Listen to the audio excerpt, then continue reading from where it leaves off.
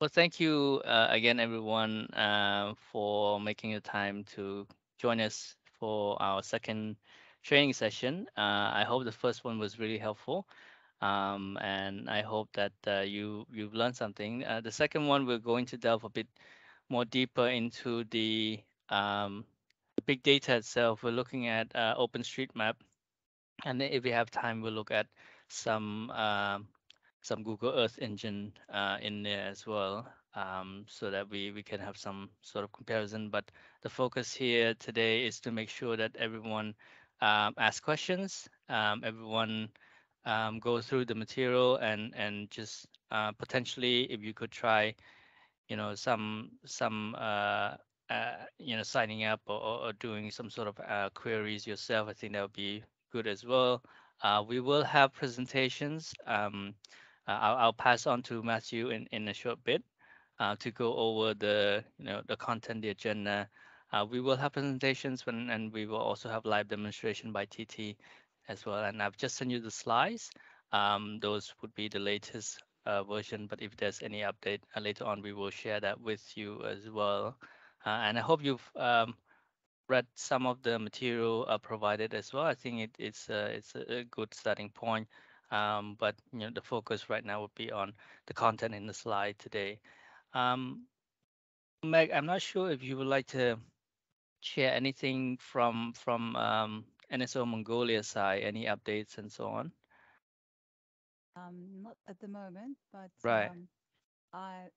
maybe Mr. Edwin might be joining us later on. But Oh, okay. so our GIS expert, Mr. Nyambaya, is um, back to work. So we've been through these slides and we are quite um, familiarized with this content. And I'm not sure if he has signed up for the account or not. I guess he has already one. And Mm, so that he can actually follow TT's demonstration during the session. And mm. um, yep, that's all so far from us. But one last thing would be this definition of the slum in terms of Mongolian context, defining gear, which area gear would actually fall into. So this is still pending, but afterwards maybe we can go like. Yeah, certainly points well made. On the definition of slum, it's still up there. It's still not decided yet. Even with Right. our colleague at UN Habitat, I think there's still it's still ongoing, this definition. And as discussed in the previous session with Mr. Aryan Bo, due to this reason, and other reason related to the novelty of the methodology, we will not be able to say that we are producing official statistics to this extent. This is still a pilot after all, so we're going to try to produce as close to the indicators as possible, pending decisions on the definition of slums, and so on. So that's point well made. The other point would be on the inception workshop. I think we've talked about the workshop, and it's tentatively penned to take place on the 7th, if I'm not mistaken. But please do let me know if I'm getting the date wrong. Yeah. So I think it's penned on the 7th, but if later on you find out that you're not available on the 7th, then please let me know and we can work towards rearranging that, because and I hope this gives you enough time to approach your management and see if they're available to join us and so on as well, Yeah. and Okay. other Lovely. colleagues for sure, any relevant colleagues. Also an update on the national consultant side. We have, I don't know if I've informed everyone in the last meeting, but we've recruited a national consultant finally. And the Lovely. national, yeah, the national consultant will join us, I think, towards middle of this month.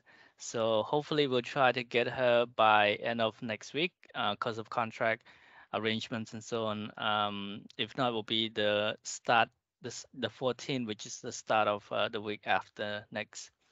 So that's some housekeeping item. Just to share with you all. Then Okay. without right without any more without any further ado, I'll pass on the floor to Matthew to take us away. Thanks. Thanks, Roth. Actually, I'm going to start at the end. And that's a radical thing to do. But actually, the last slide from the training is a forward look. And I think it's actually important just to think about what's next first so we can make the best. Sorry, Matthew. I'm not sure if others are facing the same problem, but yeah. I think your slides are not really.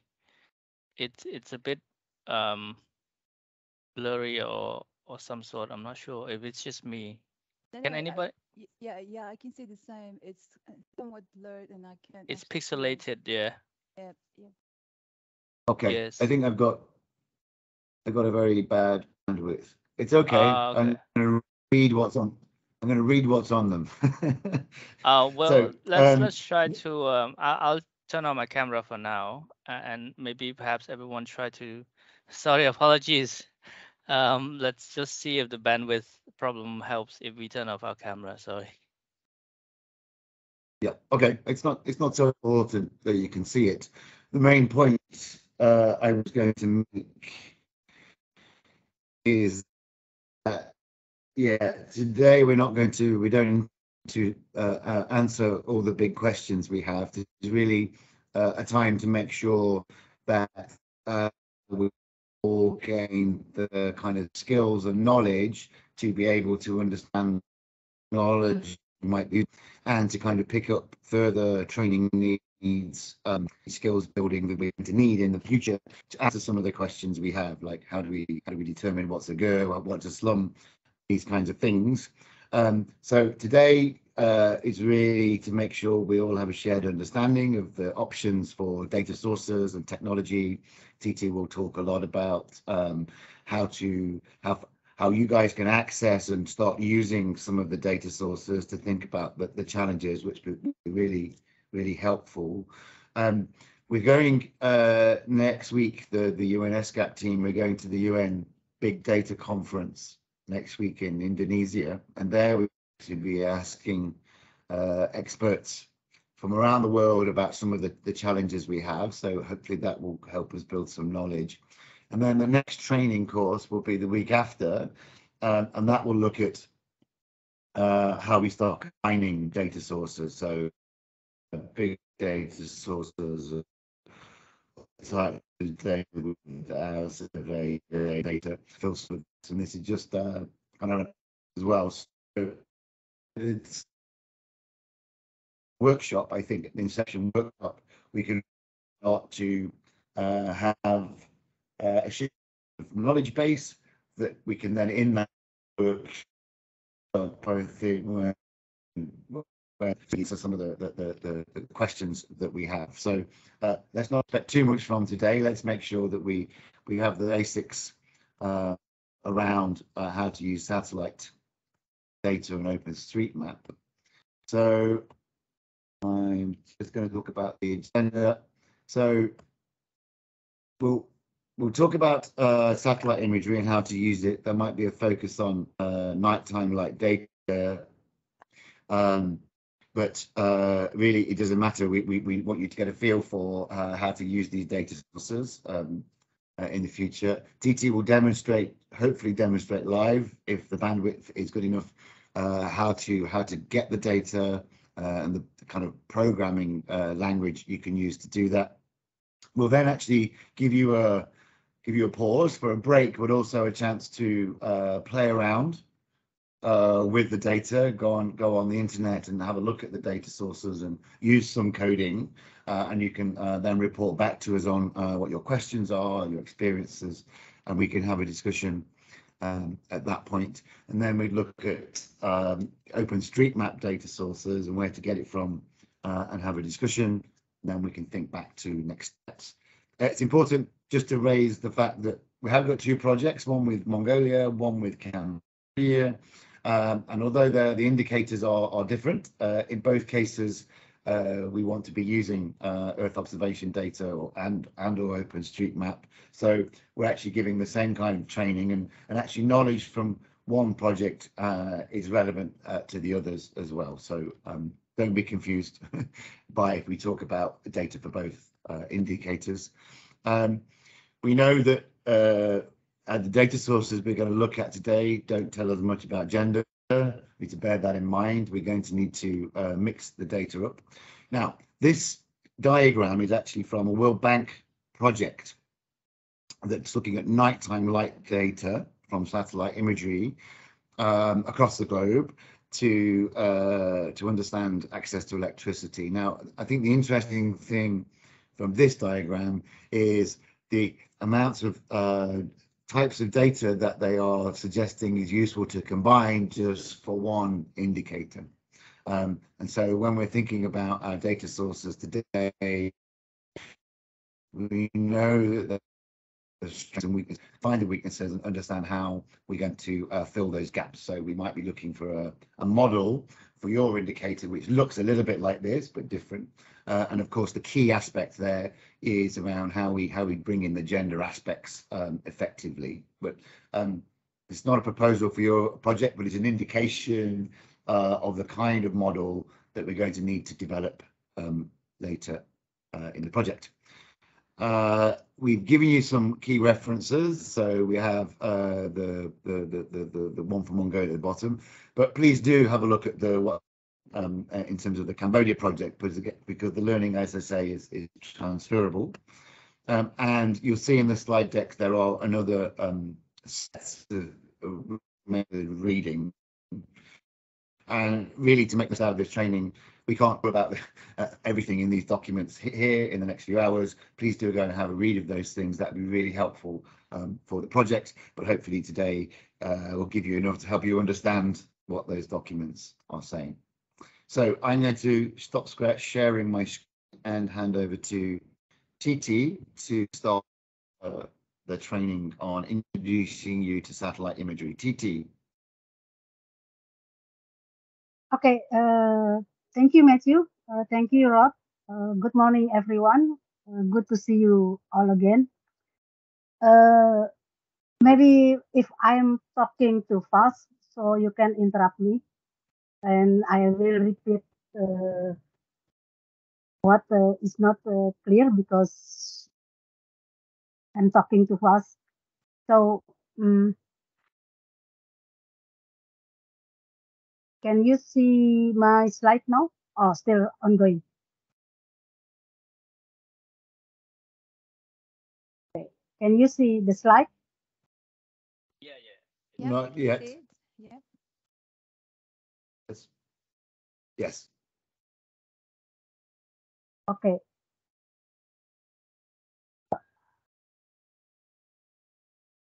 Okay, so this session will be introduction for satellite imagery. Actually, this satellite is already used like, I don't know, maybe around 80 or something. I just start when the first satellite is go up at US, the Kennedy Cape. And that's a start. That's but mostly for agriculture that satellites are used. But now, since there are plenty indicators that have to produce by statistics, then other purpose start using this one, including if you know about ocean biodiversity and other stuff like poverty and including slum. Then satellite is used for several indicators.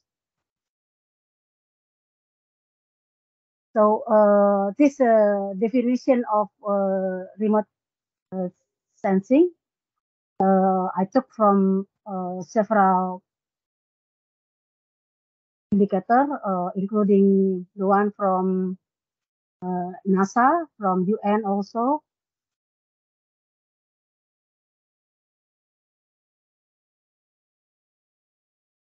And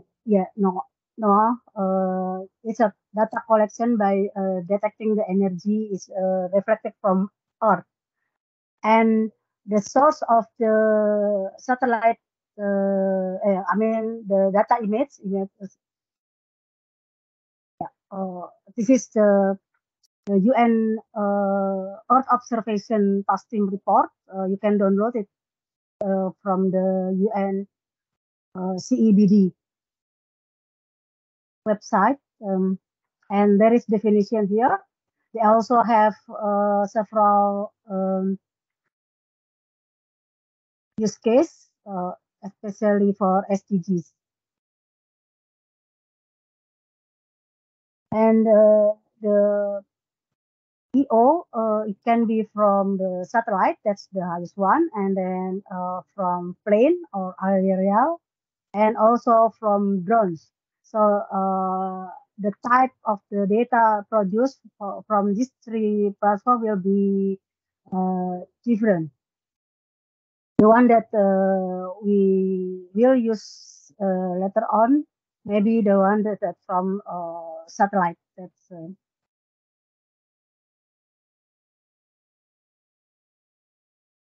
so there is some definition like the radiance.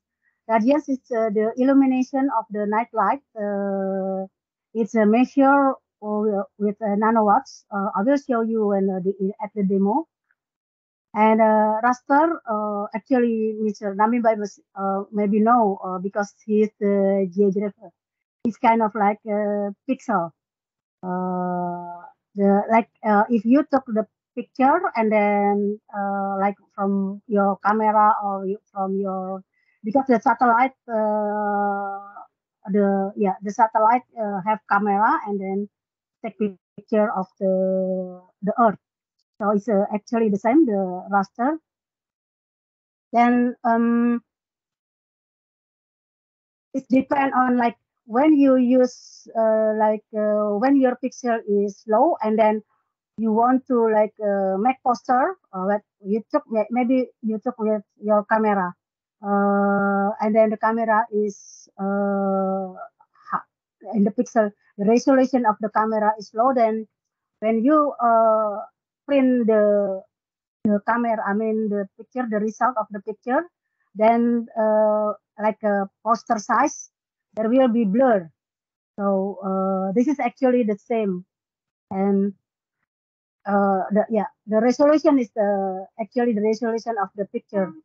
It's actually the same with the camera, and the array is the language in JavaScript, because like the language of big data usually people use mostly is the Python, but some use R or also use JavaScript.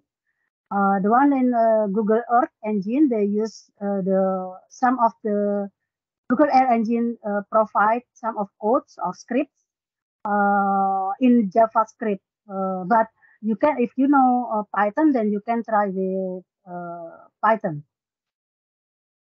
And the band is the type of because later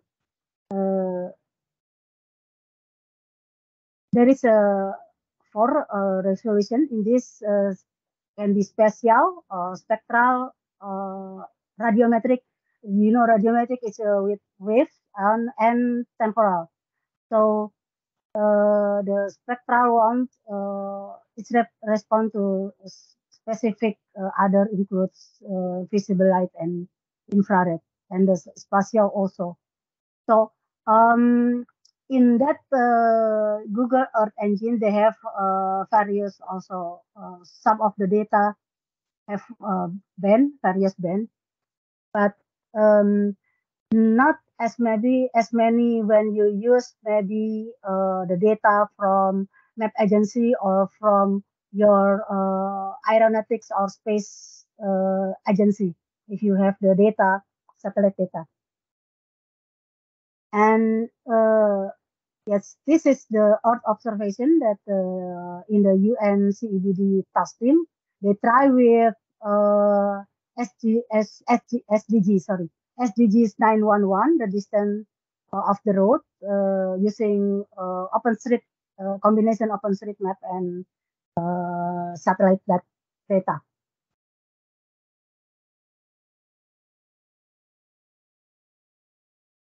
And other project at this UNCBD, they did for SDG 2 4.1 agriculture crop.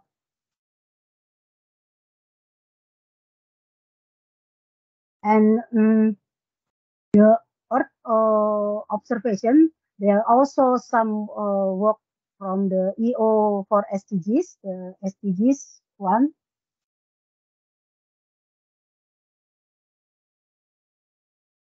Yeah, they try some SDGs.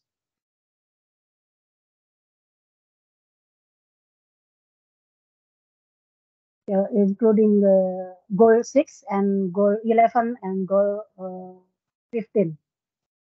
If you see this one, it can be used like for various area. And this is from the EO compendium.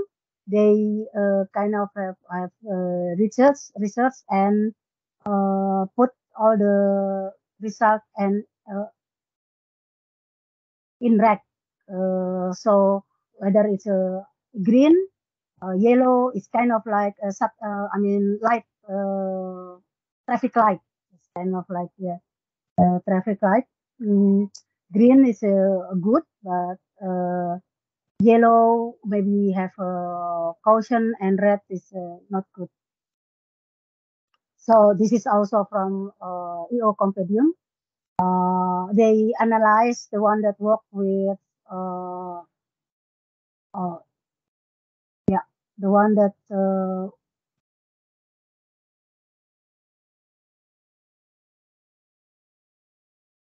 work by World Bank for the SDGs 711. They say the robustness of the proposed methodology, some are green, it's okay, but there is a red one, status of the indicator guidelines. Yeah, there is no, and so far there is no indicator. Guidelines yet. So every people use, because there are plenty methodologies. That's also the problem, including even machine learning, including machine learning, and it's also maybe it's quite difficult to be standardized, because like maybe every countries have different circumstances. Like some of the satellite is not available in the some countries.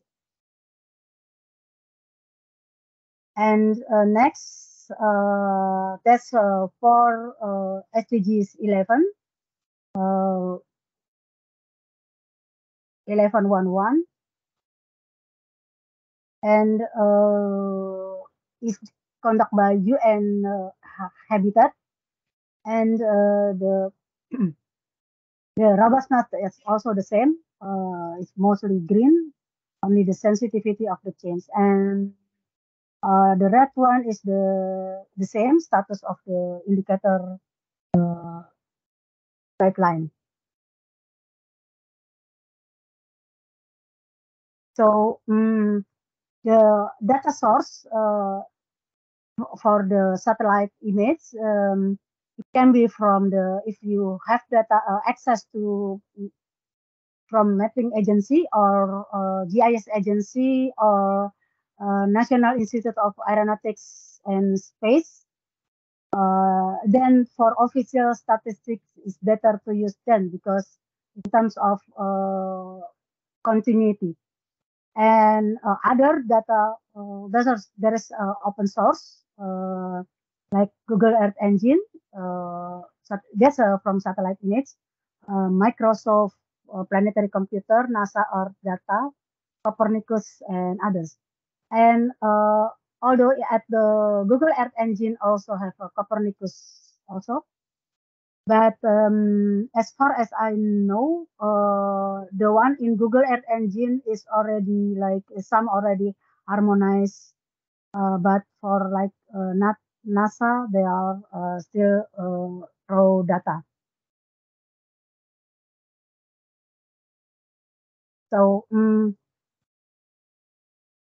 if you use mapping agency, maybe you can check their algorithm that use, especially maybe the algorithm like maybe for correcting the picture or other algorithm and language they use and maybe check and compare with GEE. So if the result is the same, because like GEE use a global algorithm, then people, I mean the staff or the statistician or data scientist that want to do some project or before like maybe your boss asks, okay, try to do some research for using this indicator. I mean, use to produce this indicator using this data. Then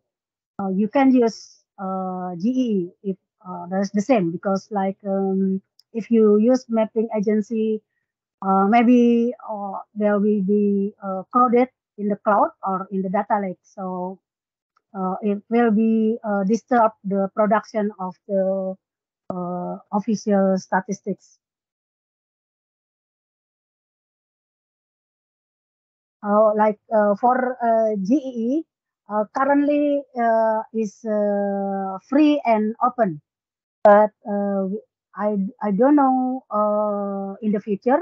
It's just like open. Sorry, just like Google Map.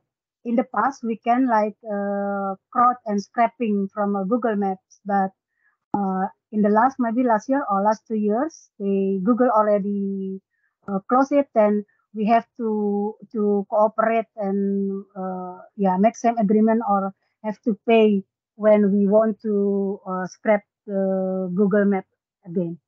But now for GEE still open. I don't know whether when they will close. So that's will uh, affect the continuity of the data. But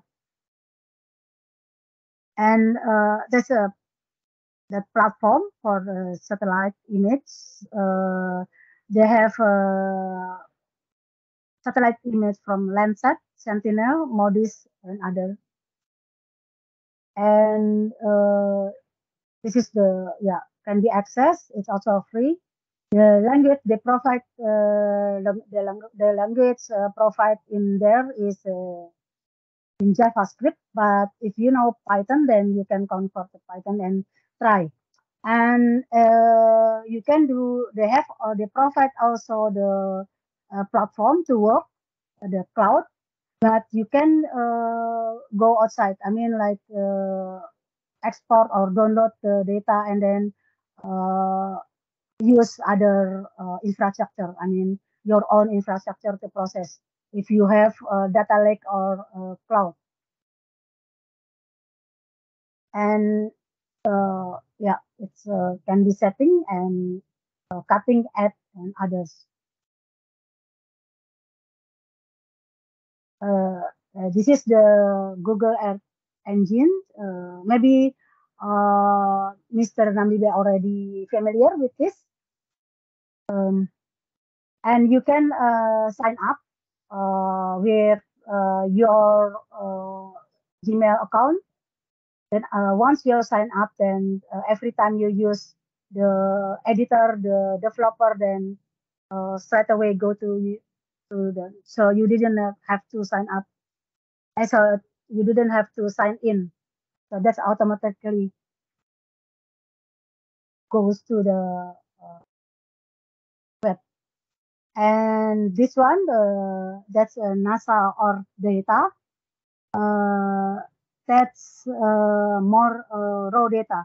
It needs more knowledge in the term of geographies.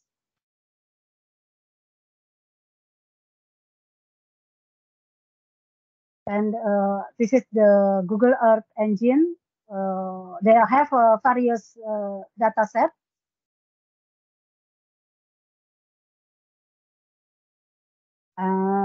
Yeah, this is the coding language that you can use, Python or JavaScript or R.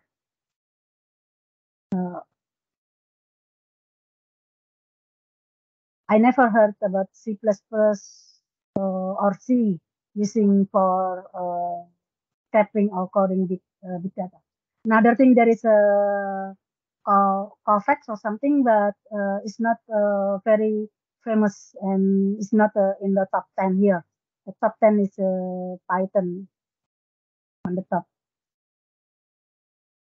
And this, if you want to sign up, then this is the face.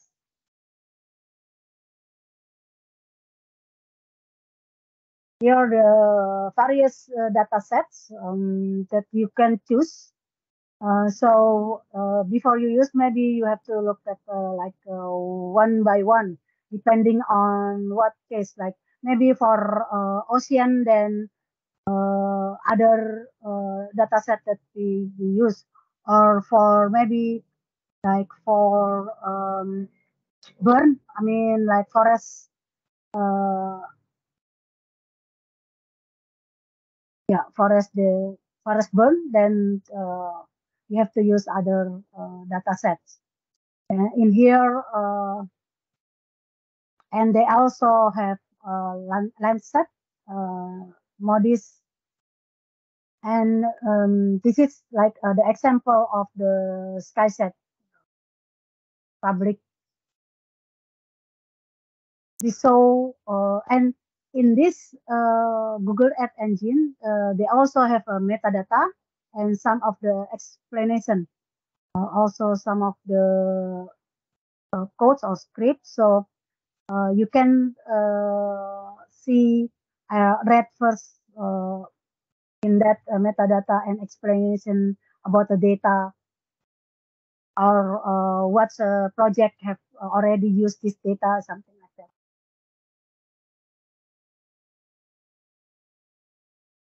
And this is the FAO goal. The FAO goal is provide by FAO because of their project using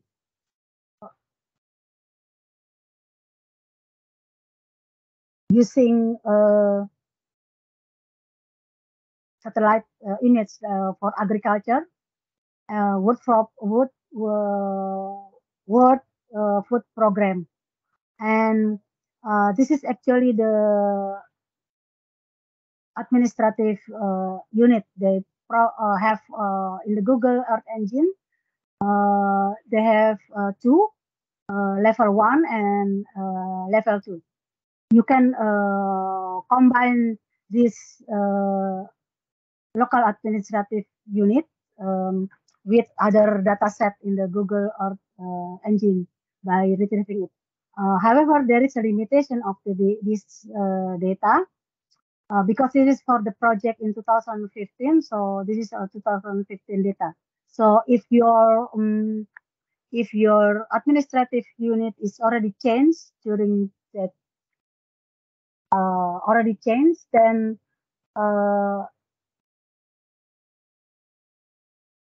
it can be used, or you can use just by concern that the data is the 2015 data. And for this is the big data, the quality assurance framework for the UDIS. So if we check like the satellite imagery, For metadata is completeness. So it's a complete because it reflect the population because show the whole world, and in time related and linkability, then this is timely. It's quite timely. Like some of the data is produced until now is timely, and it gives the high frequency, like monthly. The the highest frequency is monthly, and the coherence. Yeah, for coherence, you have to check with other data also. So like when you did like for agriculture, then you have to check before you use it, then check ground check with survey first. But after you sure that the data is the same, then you can stop the survey, agriculture survey, or maybe crop production, then use the satellite. In so far, the one that already use the satellite for agriculture is Australia. Australia produce uh, one production. Canada is already can identify about nine crops. I mean, like including corn, wheat, and others, and 9 types of crops. And also US, the USDA, yeah, US agriculture, they also can produce. But some like in Indonesia is not purely use big data since we still use ground check. So half is big data, and then half is still doing ground check with an apps. And the concern, as I mentioned before, GE is free today, and if not, then uh, do you plan to cooperation with Google, or you if you pay, then is it okay? You have to propose a budget, something like that.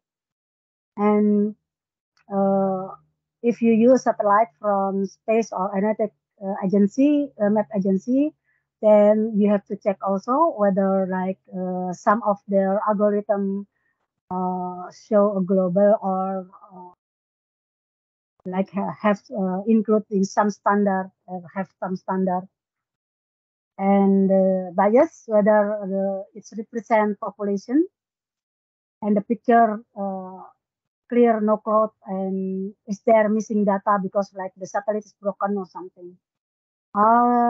In some of the GEE data set, they provide both type of the data, like with cloud or something like that. So we can choose the data set that we use. So maybe I continue, Matthew, before the demonstration or for the demonstration. Please continue. I think you should show the slides first on the PowerPoint, and then after you've done that, then go live. Okay, that's this is the GEE page. That's the editor. It's actually the same, a bit similar with when you use QGIS or R. They have a console. They have or the code that you have to run. And if you want to add map to GEE, like your set file map, then first go to asset. You go to asset and add the asset. So and that become your legacy of to for the Google Cloud, and then you can map add map after this.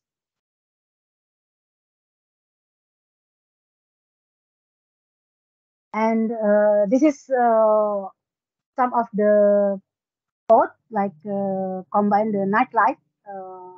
This is a JavaScript.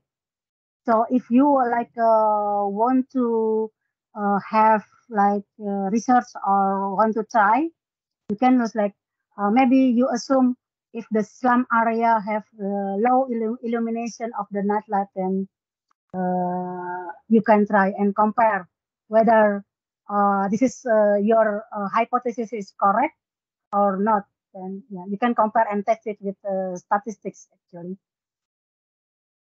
And this is when we retrieve the data, the January. What is more, the data in the GEE is like NTL data is monthly data. This is the highest frequency. And when you want to process like February, then you have to run by month by month. And this is the first DNB. This is the files in GEE, and the filter date is the date that if you want the date. This is because it's January, then put the date 2020 1 January until 31 January. If like for you want to March data, then you put March, like 2020 third dash 03 dash 1 until 31 March. And then retrieve the geometry. In here, the example, we use the FAO goal, which is already in the GEE. And we can, this is the FAO goal, 2015, this level 1. That's the province of or state level. And the filter at the ADM 1, 3, 15, 16. This is the number. This is the number of Jakarta. The World Food Program have code which follow the UN country code.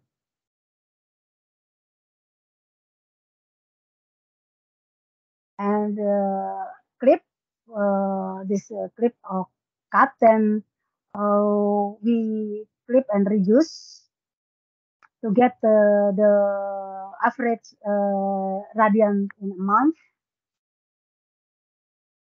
and print.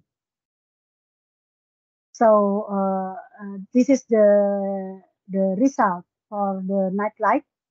So the result here, this is the result for nightlight. The radiance in Jakarta is 31 point something, and only in January.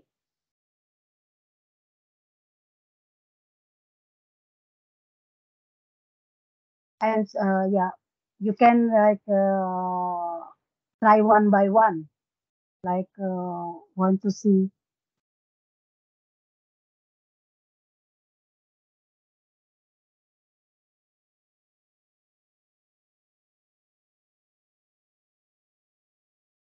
And this one, if you want to show, I mean, show the image.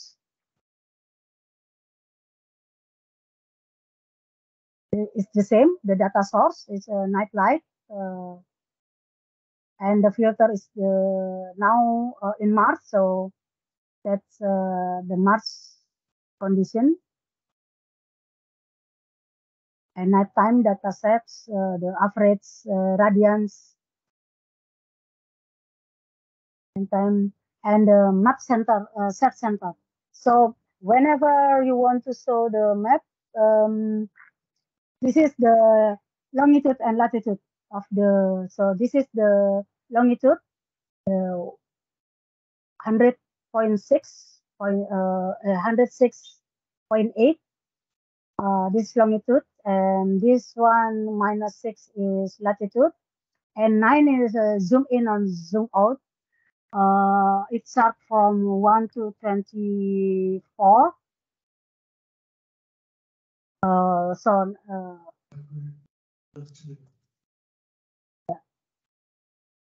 can change map at layer. So this is the example of the night, the image of the night light in Jakarta.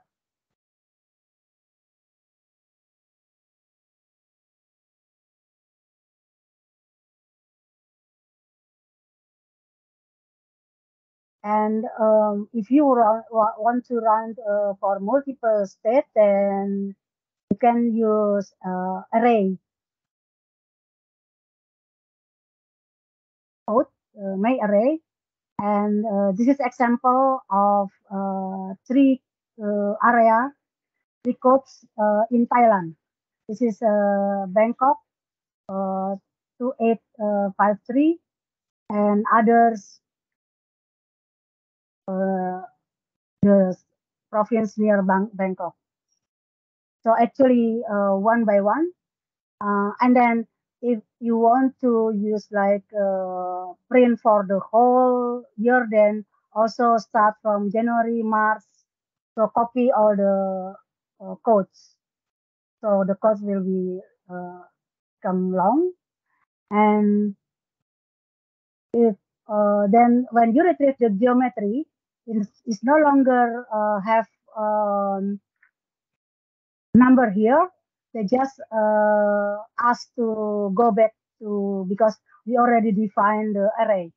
The array is in 3. So if you like maybe have 25 or 10 province, then you put it all the codes in here.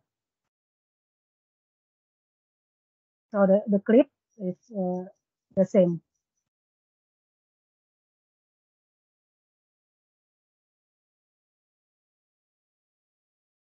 So this is the example when we run.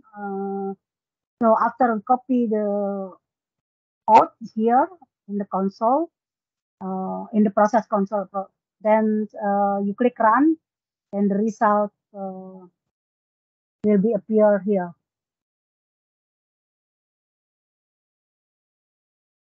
So I think that's all the presentation. Diti, can you go and do the live demonstration, please? So go to the internet and show our participants how it's done, but also just show them how to make sure they can sign in to Google Earth. Yeah.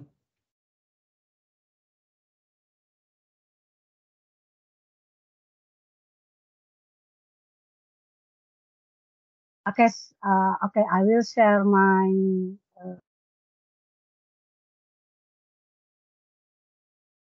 Can you see my laptop screens now? Yeah. Yeah. All good. Okay. So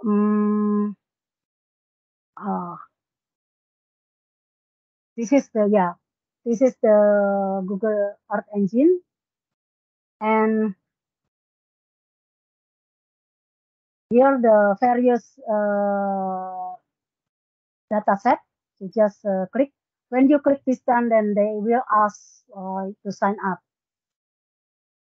So this is if you want to see the various data sets. So here they have Landsat, MODIS, Sentinel, and EPI. EPI is you have to change. And the search, you can search here, like if you want to see the fears, that's the night light. here. So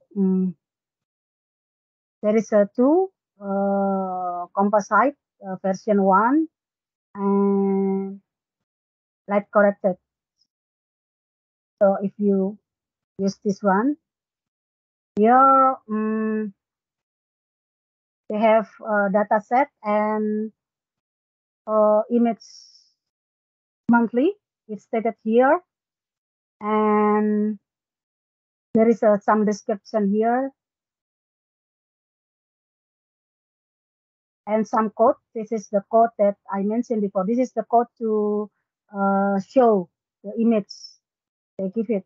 So just copy and change. And they have explanation, the metadata.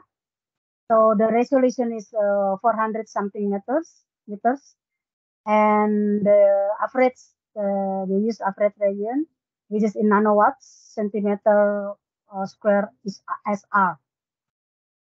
So that's the average radiance value. So this one is a cloud-free coverage. And so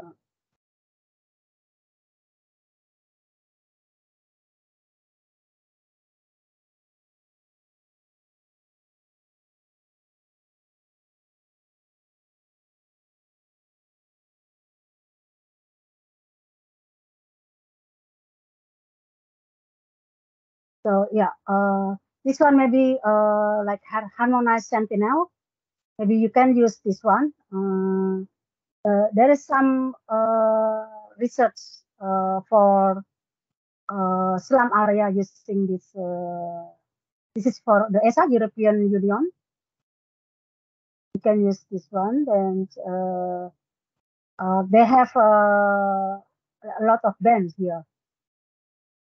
Name the metadata, and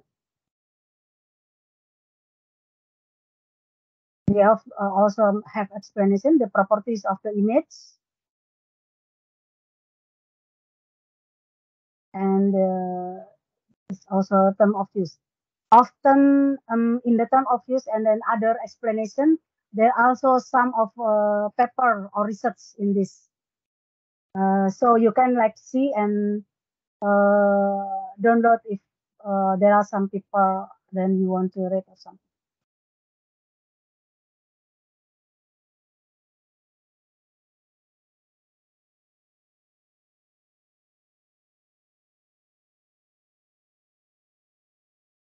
And also there is a Sentinel-2 with cloud probability is maybe that's for. So here the Sentinel, various of Sentinel. So you can use Landsat 2. You can take it from here, Landsat. But Landsat have various data set and various layers. So I think we need Mr. Namimbai to check because he know. Yeah, this is some of the data of the Landsat.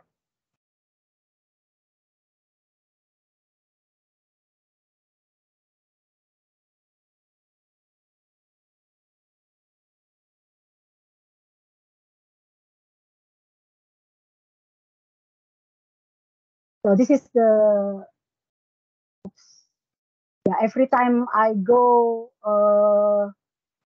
I sign out, then I have to sign in for the editor. But for this is the Hot Earth Engine editor. So the asset here, if that you want to add some of your like save file, then add upload. It can be like in save file, even it can be in zip also or CS file. And after that, then you run the code at map at here. There is a some of the language, the code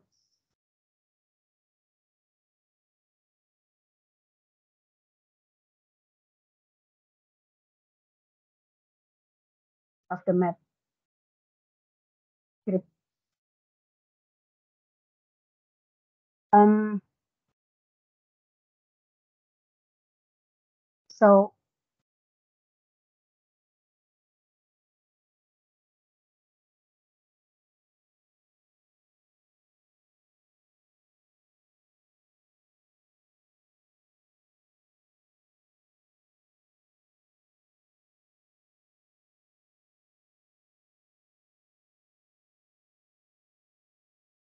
So this is just example,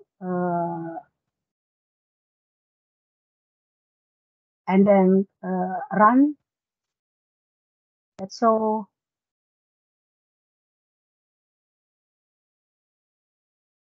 this one, and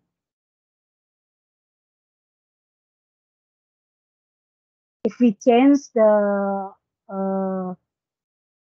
the latitude, then they go, or you just go maybe check. You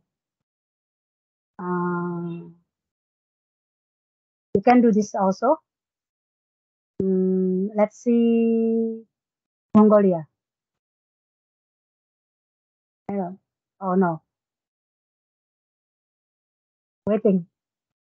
So yeah, you can just move your cursor and see. This is Kuala Lumpur, and maybe on the top.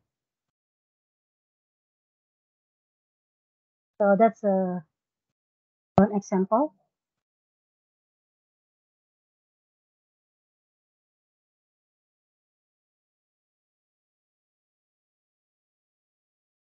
And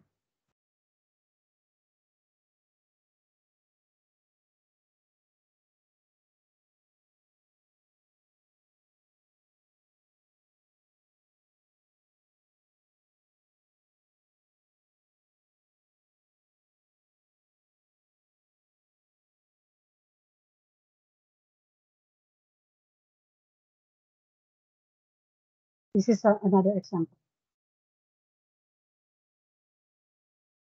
So this is all the 31.02 Jakarta, and using my array.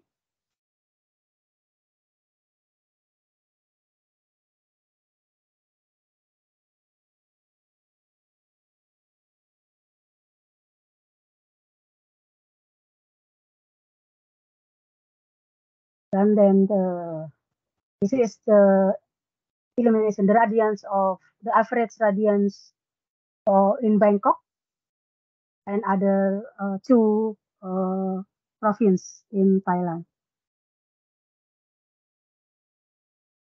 I think oh, I think there is other.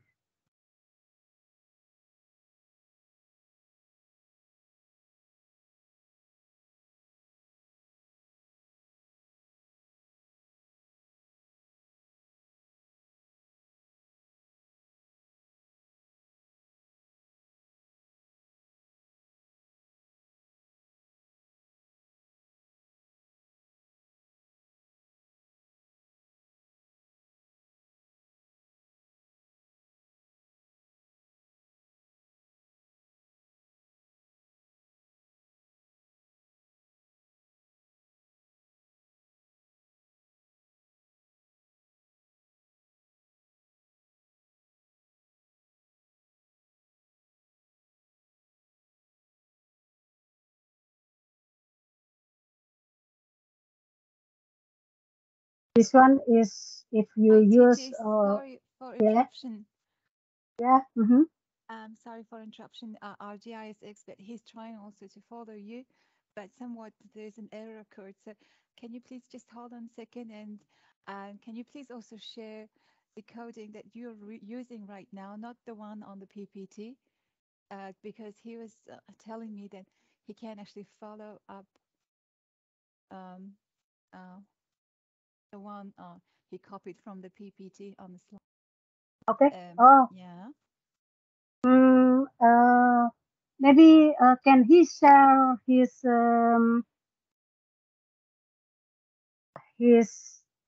okay, I stop sharing. Can he share his screen? Is it possible? Sure, Or possible, yeah. I should Huh? Yang bayrak you finish which it bottom jen huh? which code that show error? Yeah, his mic is not working right now, but Oh, he's sitting the next to code. me. Okay. Uh-huh. Okay, the code from PPT. Okay. It's not working. Yep. Oh, hold on. The code from PPT is not working. Maybe the extra Hmm. space or something else is. Okay. You have to check with the image or the one that want to the image or the okay. Let's first this one.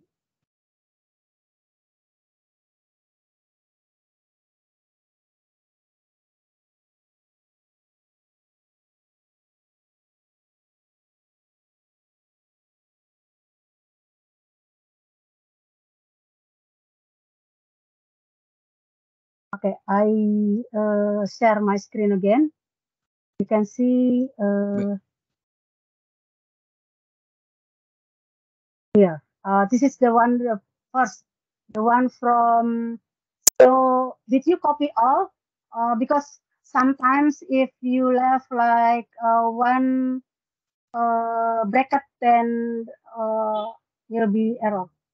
Like this is Okay, Titi. So then, can you please just share the one you've just copied to him or here on the okay, chat okay, box okay, so that he can also okay, okay. try? Mhm.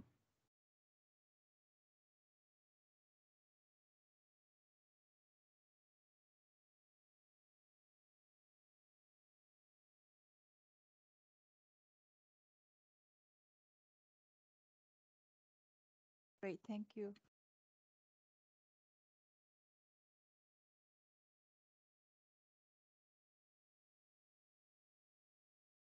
But don't worry too much. If this one is not working, maybe since we have the coding and we can try it later on, but it would be nice just to, do it the same time.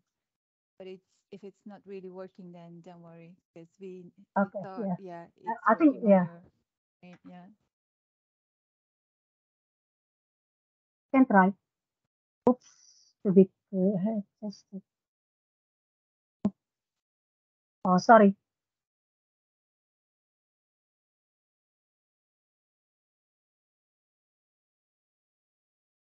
I forgot to change Oh, the it's font. okay, Tete, that's fine.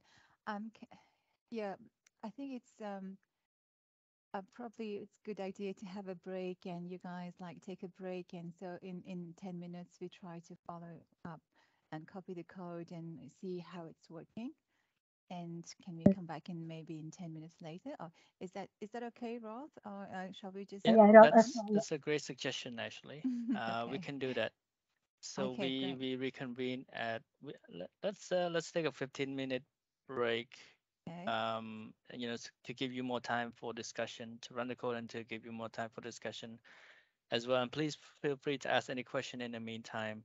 We'll Yeah. try to get to them as well. So let's reconvene at Well, 9:25. Well, sorry, not 9:25, but well, sorry, Roth. Why don't we give it 20 minutes yeah. and allow our participants to have a break, but also try using the code, the various bits, and see, and let's then come back and see what the questions are.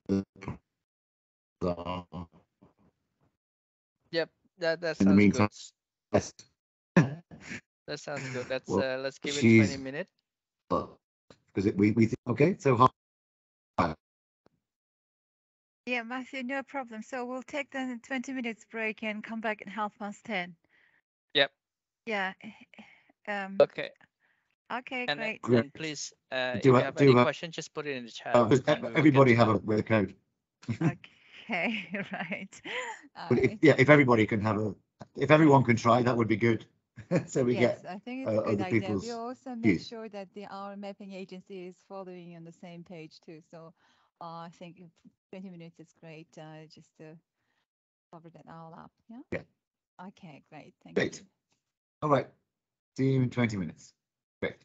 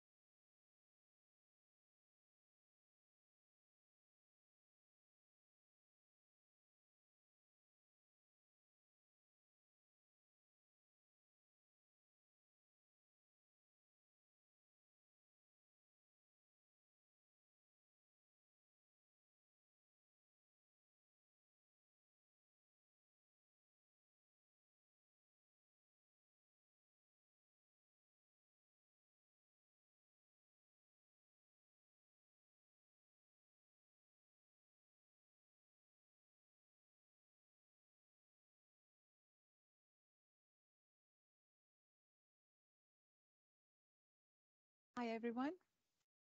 We're back again. Yes, yes, we're back as well. Right.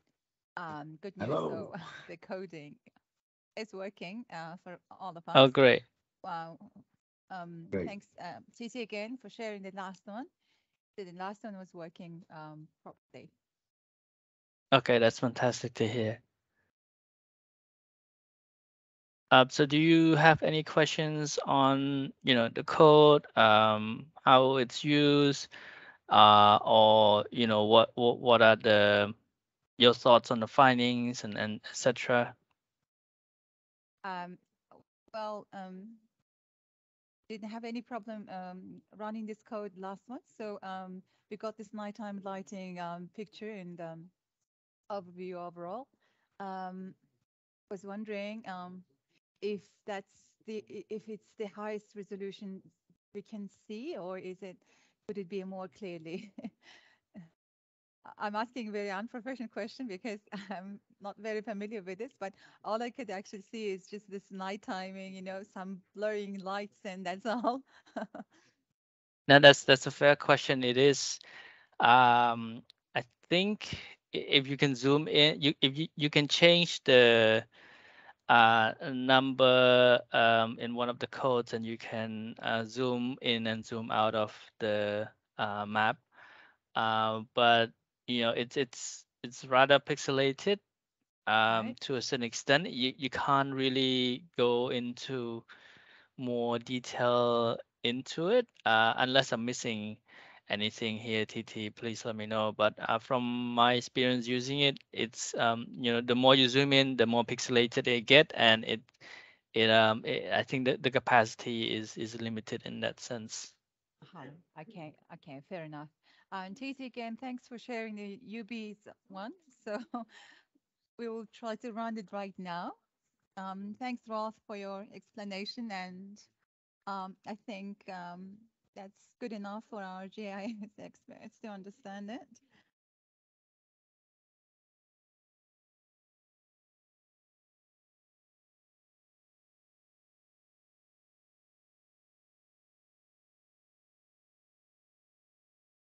Okay, so I think on that basis, we can continue with the training.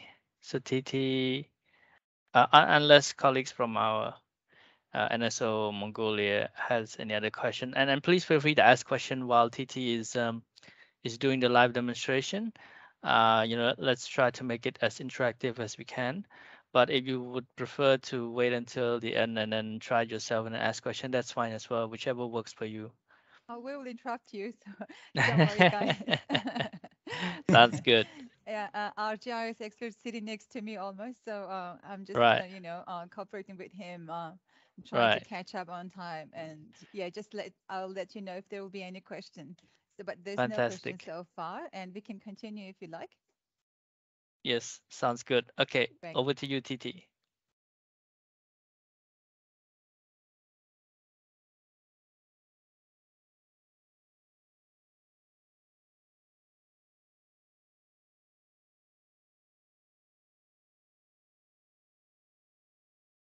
Yep.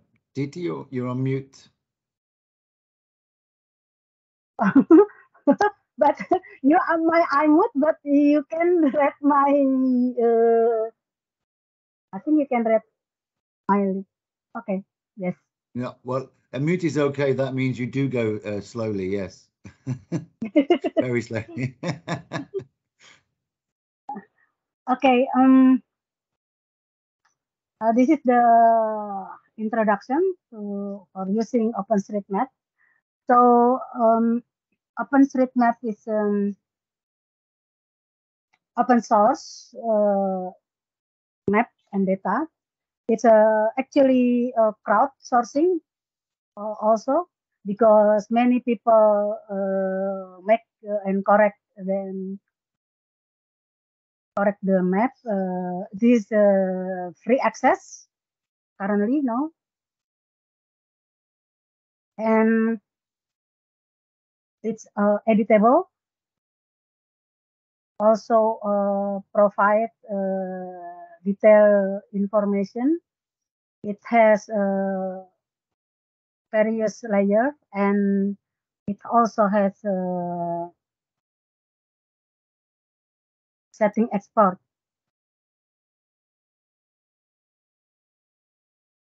You can export the data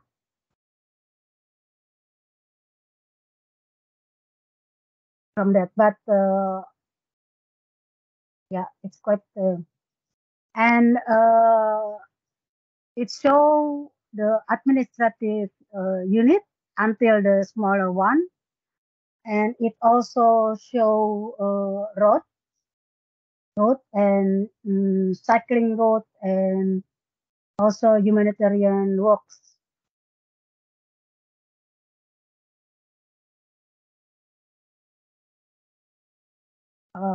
This is the page of OpenStreetMap. Actually, I put example is in Indonesia, in Jakarta. And here, this another page. So the same, I have to sign up with OpenStreet. So after we sign up, after I sign up, then I can like correct the map if I found the map is wrong, and using they have guideline when I want to correct or yeah the map. So this is you can like minimize or maximize. This is the layer of the map.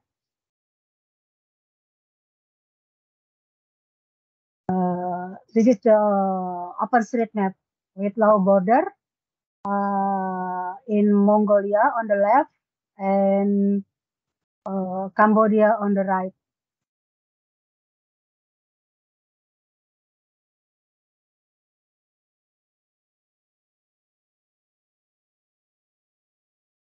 And this is an example of the village. So this map already been used in several, like for the UN task team, that's the one that I know. It's used for SDGs 9.1.1. And Indonesia also try using this for 9.1 and 0.1 SDGs. People that living 2 kilometers from the road. And this way, if you want to export, so this is the painful. You have to like drag and export, and it can be open only in QGIS. The and then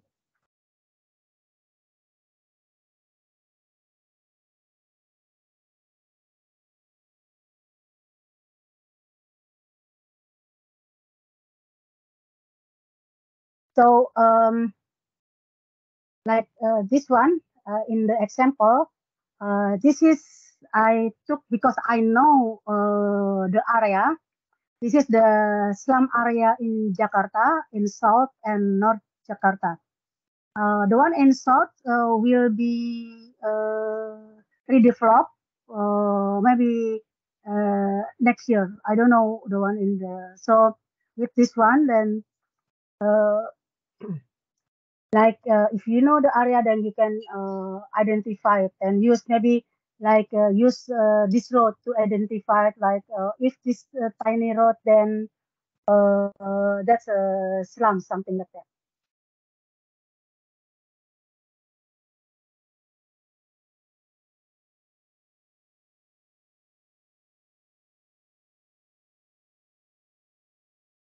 And for producing, so the UNSD Big Data Conference next week. TT, Yes. TT, it's okay. Go back one slide. Okay. Oh, this one question. Yeah. This one. Let's have a discussion. Okay. Oh yeah, I forgot. Sorry. Thank you. So yeah, maybe go back to the slide with the question mark on, please. Oh. Okay. Yeah. That's okay. So please, it's open for questions and comments from our colleagues in Mongolia. Okay, Matthew. Just in case our GIS expert Nyambaya, he has just shared the Ulaanbaatar's UB's boundary, and he also run that code for UB, and so it's working. And so far I think everything is going smooth and good. And because Nyambaya can't speak due to his technical problem, and just in case if he has any questions, I'll be willing to translate that and ask on behalf of him. Nyambaya asуулт байна уу? Maybe he can type. Биччих юм уу Nyambaya?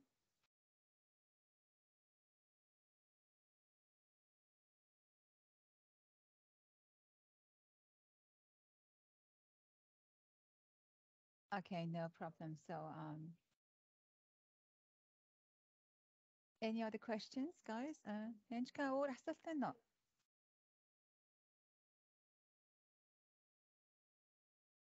Okay, no more questions so far. Do you have any comments, TT? Do you have any other recommendations? No, so far. Yeah. Well, not yet. Maybe I just like to point out that in the chat box, I put two interesting links. So there's already a lot of help and support available on what's called citizen-generated data, which is becoming more and more of a data source which is being researched and investigated. So the Global Partnership for Sustainable Development Data is doing a lot of work in this area, and you'll see one link I've sent there. It's really useful to kind of for you guys to have a look through, so you can kind of think about OpenStreetMap in that context. And OpenStreetMap is actually kind of a hybrid, so it uses Earth observation data, GPS, but also uses data generated by citizens on the ground. And when we need to actually just think about OpenStreetMap data as it's big data, but it's also not big data. It's something else, and that's important when we come to look at analyzing the quality dimensions. And the last training, you know, we looked at a data quality assessment framework, which we could use in the future. And kind of the answers are going to be kind of different around how we manage quality issues around OpenStreetMap as compared to satellite imagery. I think satellite imagery is far more robust across a number of quality dimensions. But you know, I think the key question is how we use OpenStreetMap to add value to the satellite imagery that we may want to use when trying to identify types of housing in Mongolia. There is also, I also put a link to, there's an OpenStreetMap wiki, which is probably a good first place to kind of look and to kind of revise what TT has said and think about the issues a bit more. So I recommend that you go and have a look at those things after the training. But if there's not any more questions and comments, and we can pause at the end for a discussion, I think it'd be a good idea if we can now talk a little bit about, okay, so we have these data sources. Matthew, sorry, please, sorry. Yes. Before we get into that, I think that, you know, there's a good idea to get to that. I just wanted to point out that if you go to OpenStreetMap and you just query on a layer, I forgot what the layer is called, Oh, it's in Mongolia. So there's a. I'll share the photo.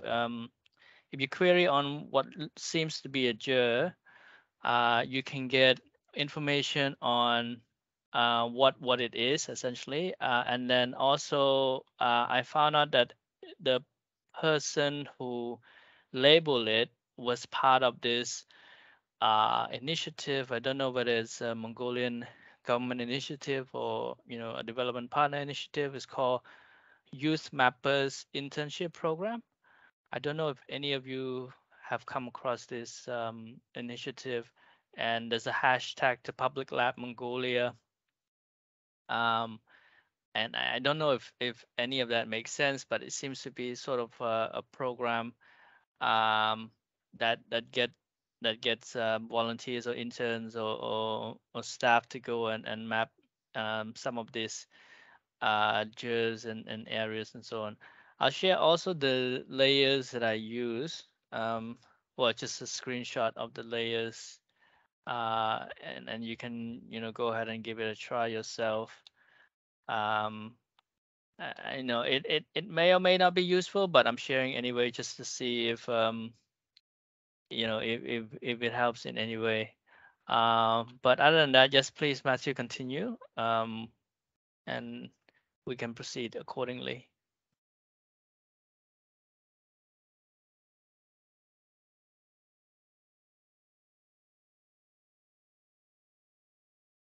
Matthew, can you hear me? Yes, maybe TT could, I think my suggestion was that we now talk a little bit about looking forward to the kind of solutions about Yes. filling in the gaps in terms of the weaknesses or the quality challenges with some of the sources of data we talked about today. So TT, can you talk a little bit now about the issues around combining the data sources today with other data sources? Okay. Yeah, this one maybe. Yeah. Yeah. Oh, yeah. Hold on.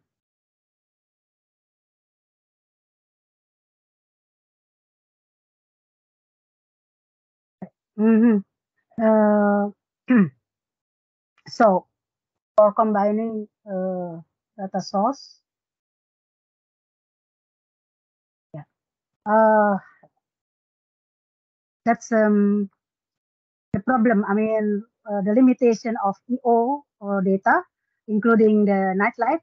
That's why because like conscious which area maybe because there is no border, then you don't know whether this is Ulaanbaatar or other area, something like that. So yeah, because there is no border in the EO or including nightlife, and also there is no population in there, and there is no gender.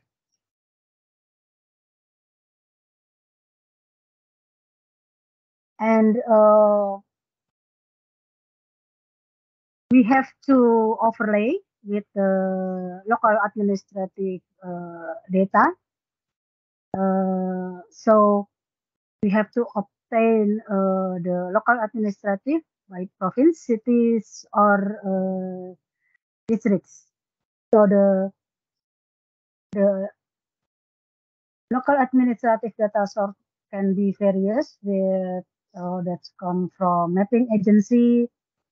From if you have like a working map, then you can use that, and you can use OpenStreetMap also and FAO Goal. So based on the experience, like in my case, I mean in Indonesia, in the past, when we use when we use the GIS, I mean, yeah, we have the map agency or GIS agency. Their map is not quite update. So this is I tell you the story when we try to use the map that for mobile phone data. At first, our MNO, our data provider, the network operator, the provider of the data, we can call it MNO, mobile network operator, or some people call it telco, and other call it provider. They insist to use their map. They say that their map is from the GIS. That's a new one. So they didn't believe our working map because, like, they think that our working map is for enumeration, so it's not reliable. And then then because they insist, then we let them see. Then we run using their map, and what? Uh, we only have like we already have like 514 um 514 cities, municipalities, but they only give us 511. Yeah, 511 municipalities. And the worst one, when it at village, then there is about 1,000. At first, about 1,000 villages we cannot find. It's in the sea, in the lake, or in the forest. Then we try to compare. Then we found around still 500 villages. So yeah, that's actually the work of statistician, compare various data source. Then after that, they use our working map, which is more update than their map.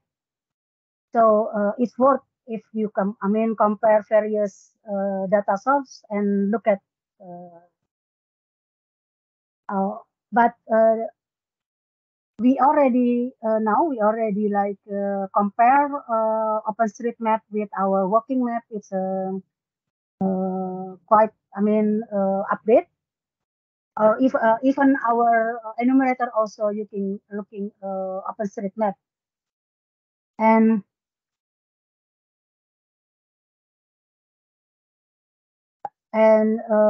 other data source for this, because we didn't have population, we didn't have gender, then we have to combine with population census data. I think that's the best.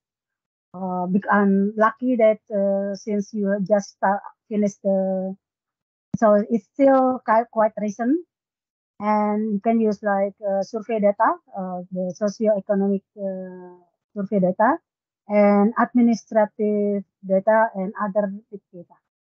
For the population census, if like you already make it the population data into grids, then that's a good one. I mean, better.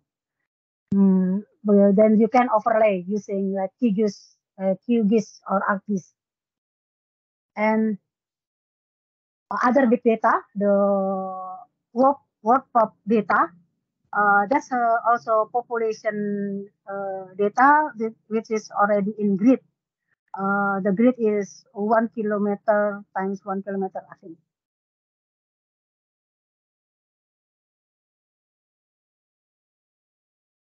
If like your census is like we try this word pop when we have a census, because like the last census is 2010, then so we use word pop, but we compare with our population projection first. But the problem with population projection, we can only have a population projection up to cities or municipalities. And this is the chart for modeling the diagram. Actually, Matthew already put the previous one, the one that with many data source. This is an example, like only for with two data source, from EO or from census and survey. So from conventional and from big data and processing. So put the zonal. Zonal mean the law and choosing uh, the slum district.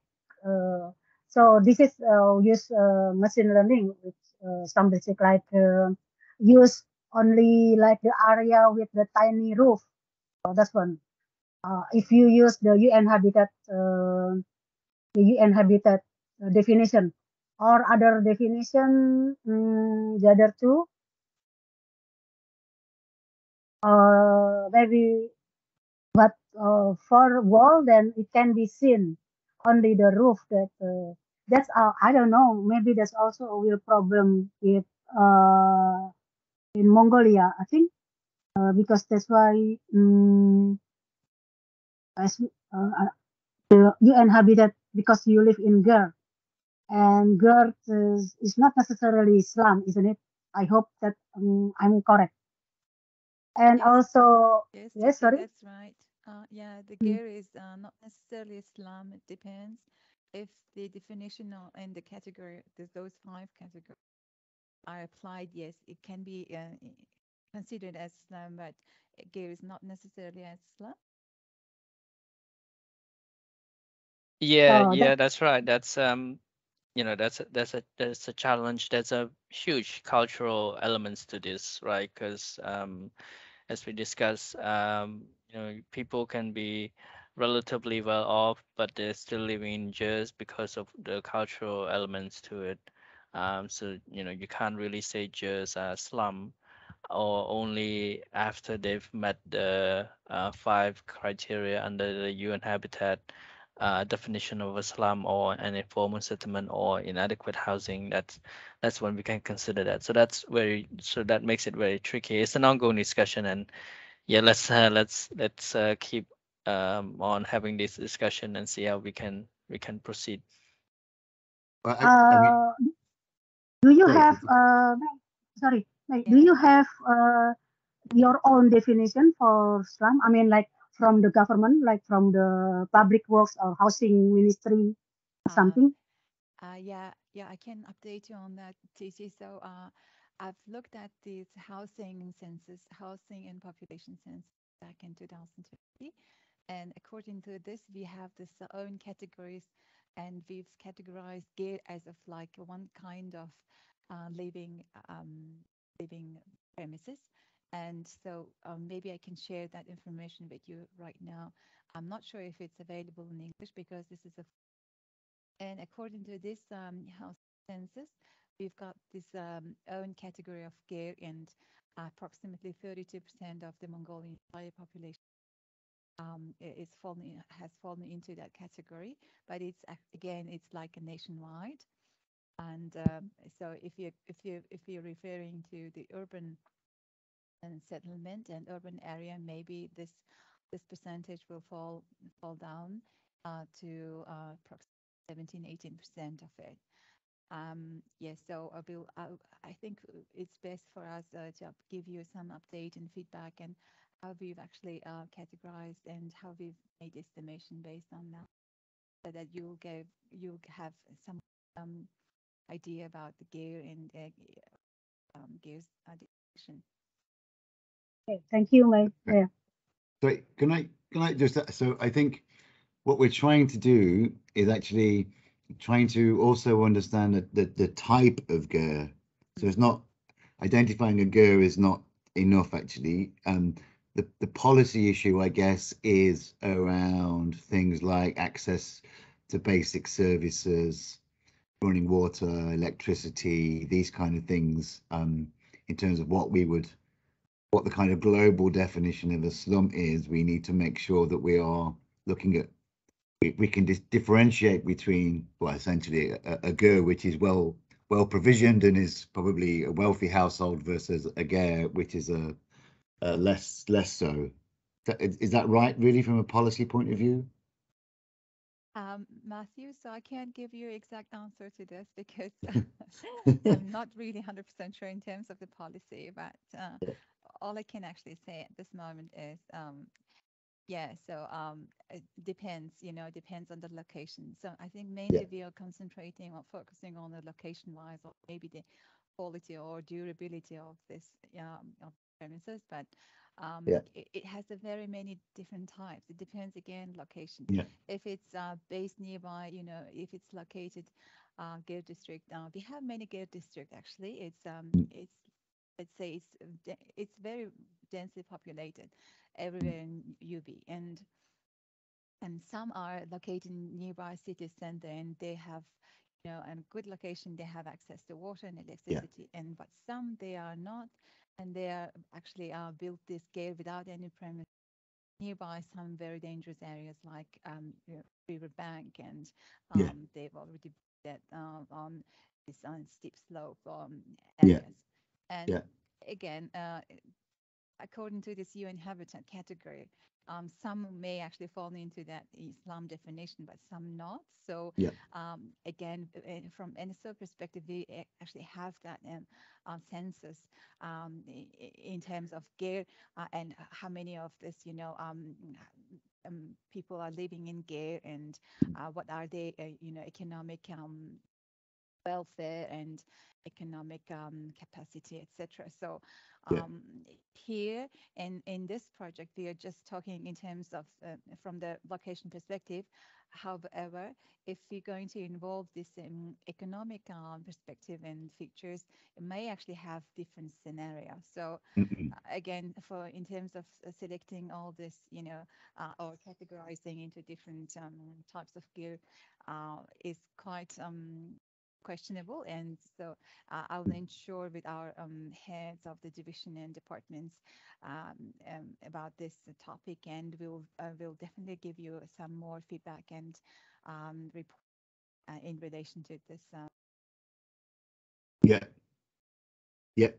No, I mean that's right. I think that's one of the kind of key issue that we face, and not least actually locating these issues in respect to gender issues, which is where we should be focused, which is another challenge. But I think it's more like, I think we're trying to investigate what, particularly things like OpenStreetMap, how that can add valuable layers of data to go with the data that we already have from the census on populations, etc. And there may be other big data sources which do add value to answer these tricky questions from a policy point of view. So, knowing where a GER is one thing, and understanding the conditions in that GER is another thing. Exactly, And that's, sorry, I didn't, when I asked the question, I didn't expect an answer. It was more like, is that the right question? I'm asking, is that the right question? Okay, good.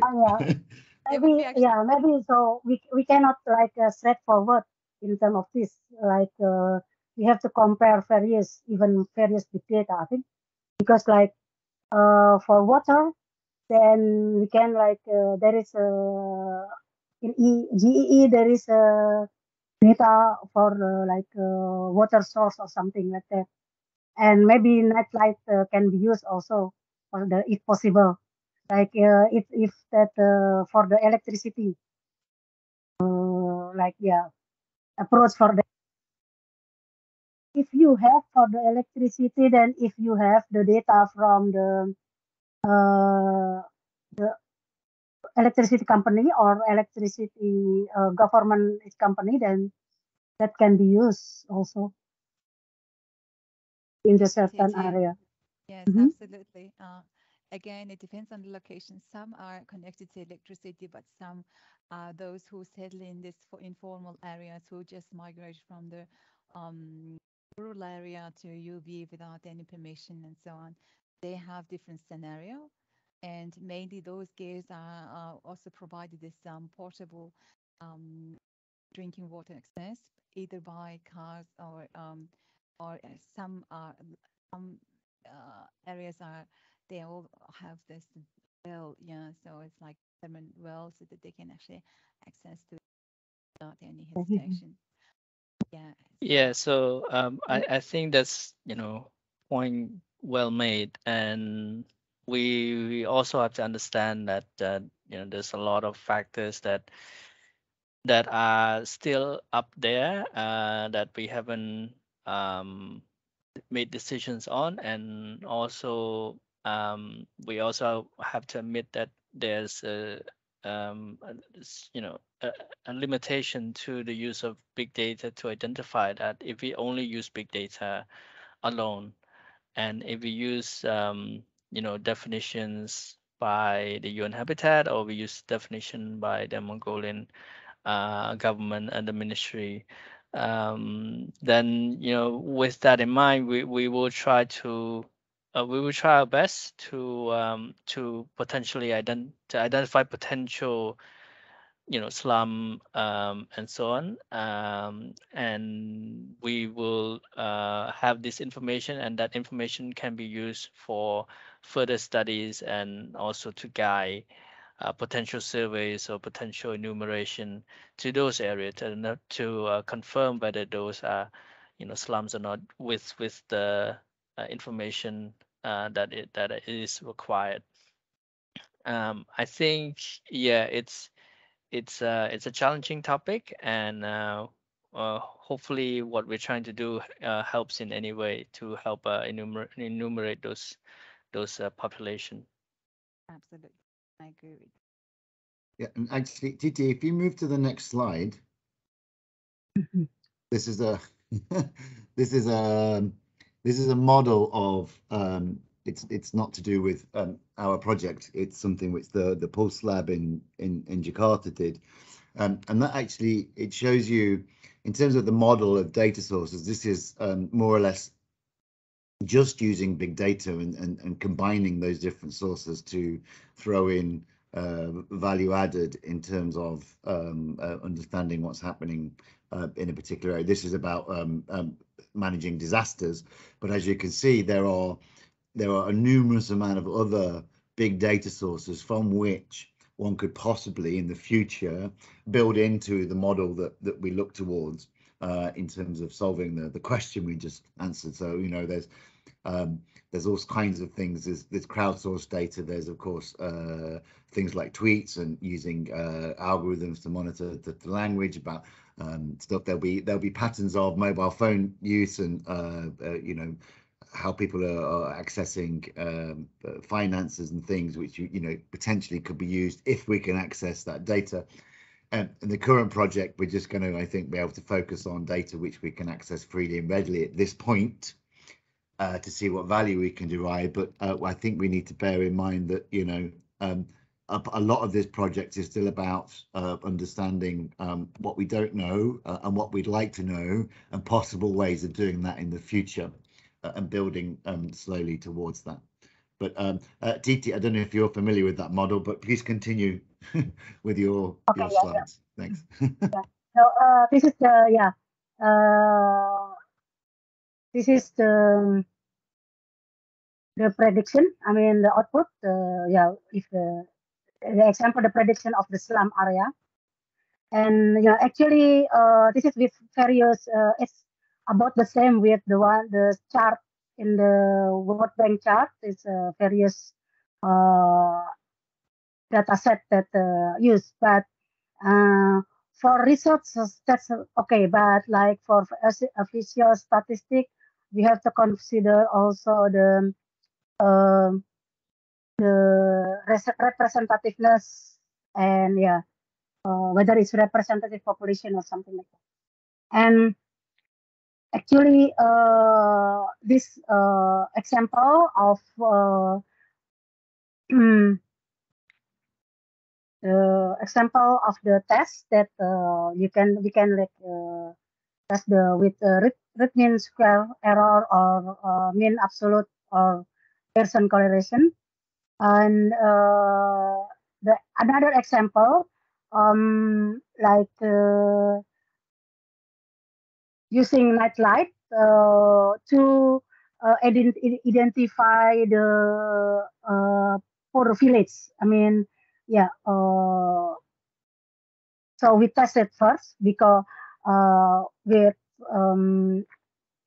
test with this statistics.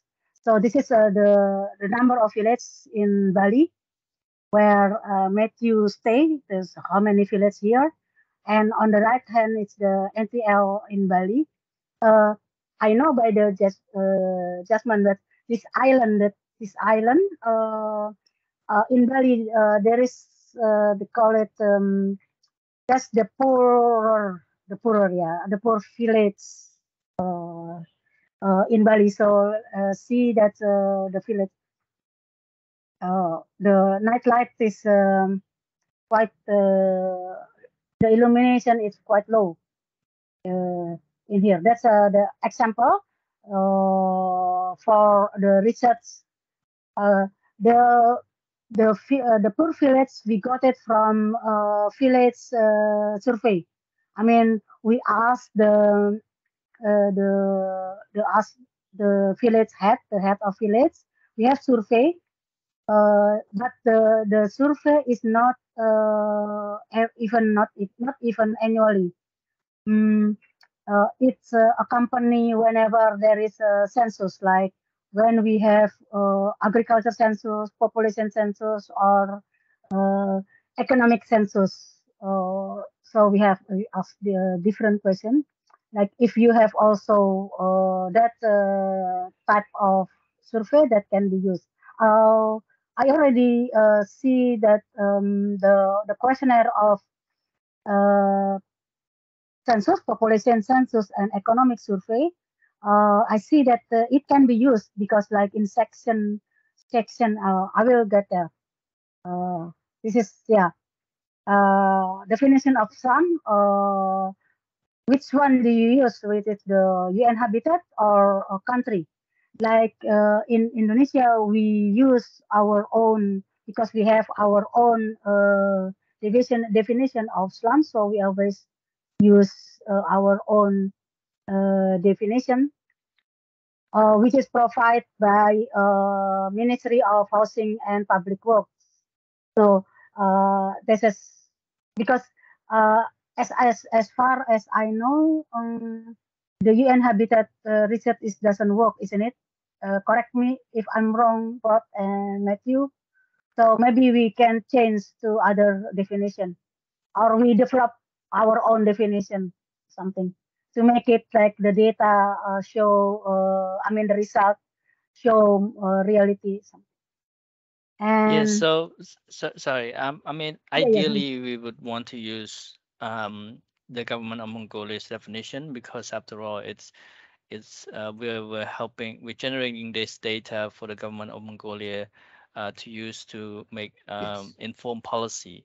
So ideally, that's we would want to use that. So I think any clarification that Meg and others can give on the definition, I think that would be really helpful. And you don't have to provide that today. You can have a discussion, as you said, with your colleague, with Mr. Arinbol and others to get those ideas.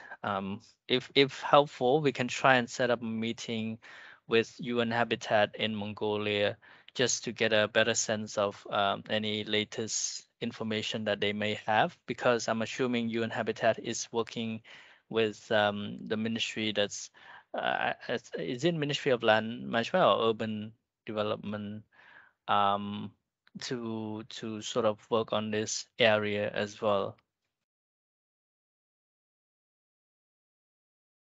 Hi, Ross. Yeah, I think it's great idea that to understand, just to realize that then we may actually have the opportunity to use our own definition because it is like falling into nowhere in those categories done by the UN Habitat. So I just, if you allow us to discuss internally and just to help this, our own definition or our own idea how to do and to use area into category. That's actually great. So again, I was hoping that Mr. Arenberg would actually join today's meeting so that he can be also on the same page. But I'll definitely inform him and I'll share this PPT and so we will discuss internally, and we'll get back to you on that. Thank you, Meg. That would be really helpful. So we will await, the result of your discussion, and for now we'll just, try to polish up the methodology while we await the definition from NSO Mongolia. So that's so let's proceed on that basis. Okay, great. Thank you. Yeah. So yeah, this is the definition of slum. We can, I don't know, maybe either use and then if still doesn't work, then we can combine. I don't know, maybe let's see the result of the yeah. Let's try with your I mean country definition first, maybe better than yeah. And this is the way of detecting slum, two way, like from the hypothesis to yeah, the hypothesis, like if you use a UN Habitat or you use your own, and then compare with the data from the census or from the survey. And this is for the electricity jam. And I have looked at that questionnaire. I mean, here I think this population census. This is the section. Then we can use all these variable in here to combine, like to yeah. This is field is good. Then we can combine this census data with the Yeah, Titi, I absolutely agree with you. And I think we will likely go for the second approach, just based on the census. We're going to apply this big data. So I think it would be more reasonable for us, according to our database, what we have currently. Yeah. So yeah, data from census survey, and then combine check with I don't know. Sorry, this is with NATLAT or with other EO or with OSM. Like you try with OSM, like I don't know, it's road, then I think that doesn't work. I mean, in Mongolia for road, I don't know. Maybe you come up with other idea how to identify the area of slum. Let's see, because like in my country, like road, that's possible to use road for slum in certain area, but in some area it doesn't work, something like that. So yeah, similar situation here in Mongolia. So road-based might be not workable in this case. And this is also from your socioeconomic. But actually, I want to ask, your socioeconomic is conducted annually, isn't it? Socioeconomic, or every 2 years, or household social economic survey. Yes. Are you talking about? Yeah, yes, we do it every single year. We conduct this survey among the more than 10,000 households. No? Oh, 10,000 households. Yes. So how many, I think how many percent of the sample, I don't know, based on the census, how many households do you have? Based on the census, it's about 900,000 households. Okay, so yeah, it's more than 5% sample. That's it. Yes. either maybe I don't know, maybe it was just kind of like trial and error. But my guess, population census data is better. But I don't know, maybe in some socioeconomics better. Let's see when yeah. Okay, maybe that's all. Matthew or Rod want to add something? Oh yeah, that's a yeah. Gender is also sorry. Gender that's from definitely from population or uh, population census or for survey. There is no big data as that show gender unless for mobile phone can show gender by proxy or by connecting with registration. And then the last one, do calibration. Other is not necessary, maybe population census, maybe other data source is possible.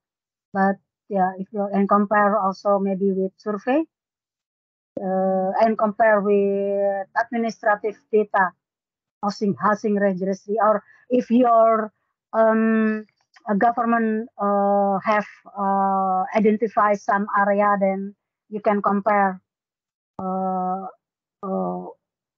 with that also.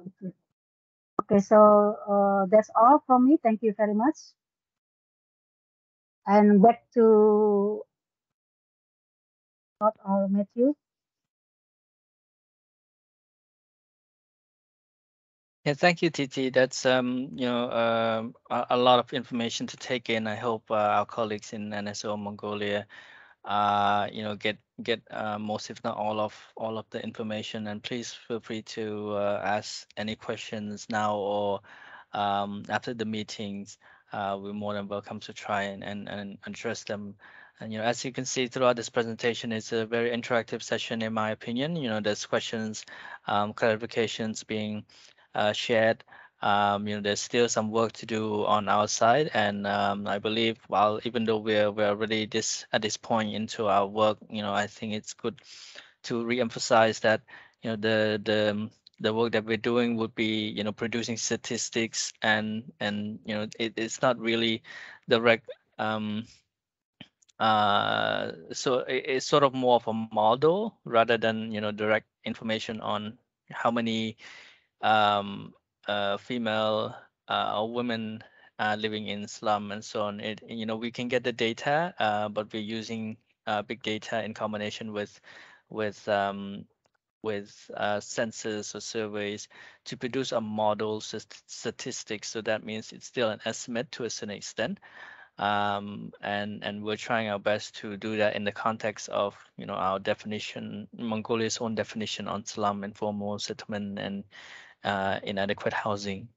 So I just wanted to emphasize that there's a few, I mean, I mentioned some housekeeping item at the start already, but that I'll keep it, towards the end, for discussion later on. But for now, let me pass to Matthew, if he would like to, share his thoughts on this session. Thank you, Roth, and well done, Titi, for covering a lot of ground.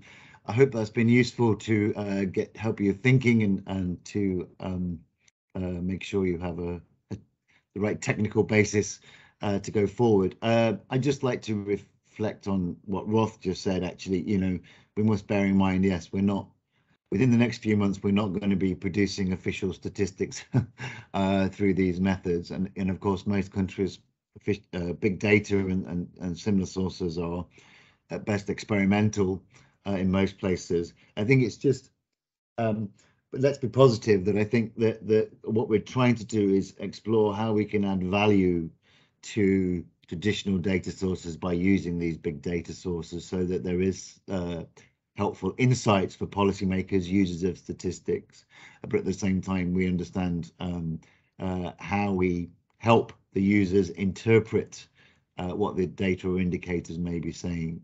And I think that's a really important thing to remember, to think about the users what the policy needs are, what the definitions should be, and how we can help them and make sure they use the data correctly. And I'll keep going back to this theme during the project.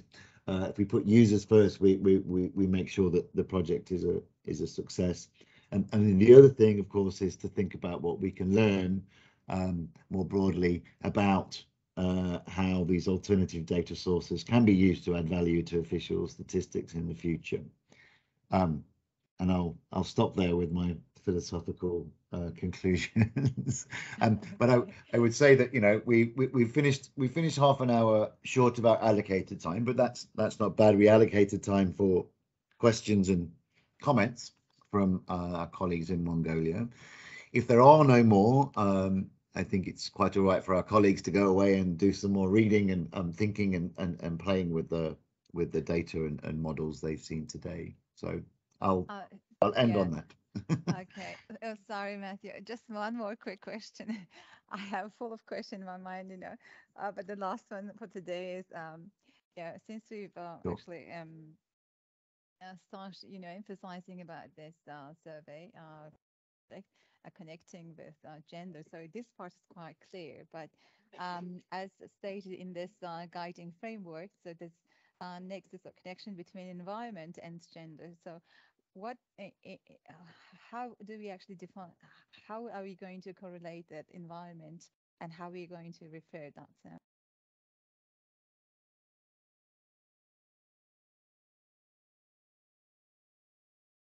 Well, I'll hand that over to Roth in a second, because it's the UN's ambition.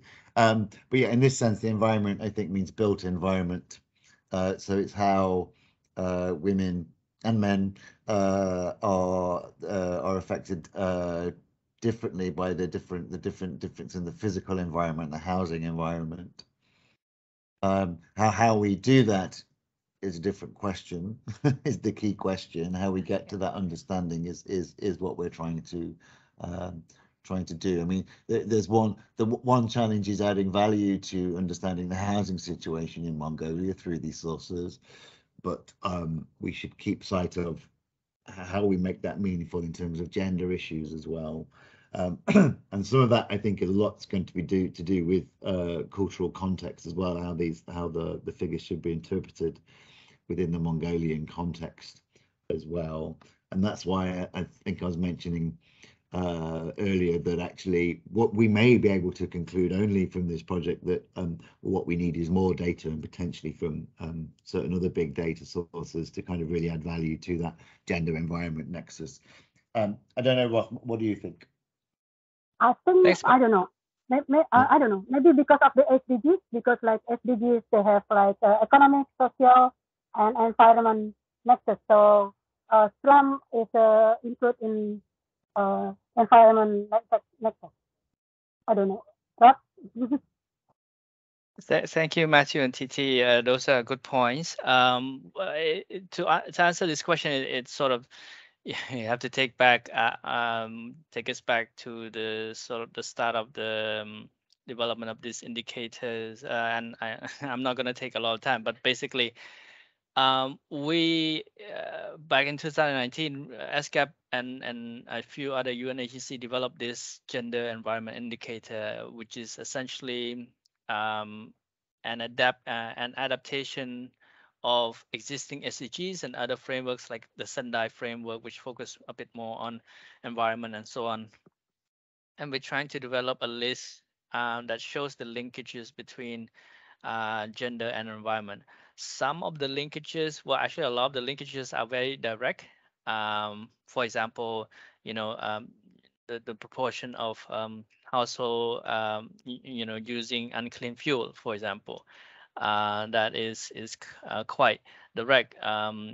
But with others, such as this one and the one for Cambodia, proportion of people with access to electricity and proportion of urban population living in slum and so on are less clear in terms of the linkages, but in terms of the indirect linkages, it's there. You can trace back to the fact that the type of heating that is used in slums, for example, it might not be the most environmentally friendly. They might still use your usual or rather traditional way to heat a household. In other words, wood and charcoals and others, and maybe there are areas where you can make those indirect links as well, such as access to water.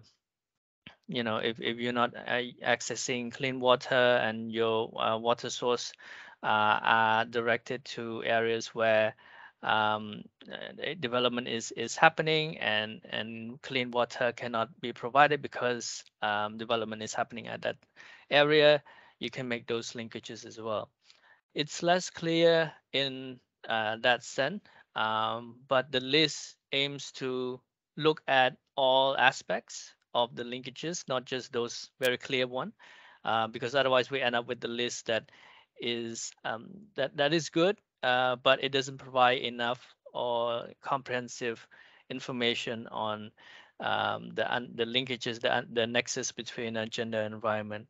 So I hope this answer your question. I agree, if you for example have to explain this to other stakeholders or your peers in the Yeah. government, it's rather challenging.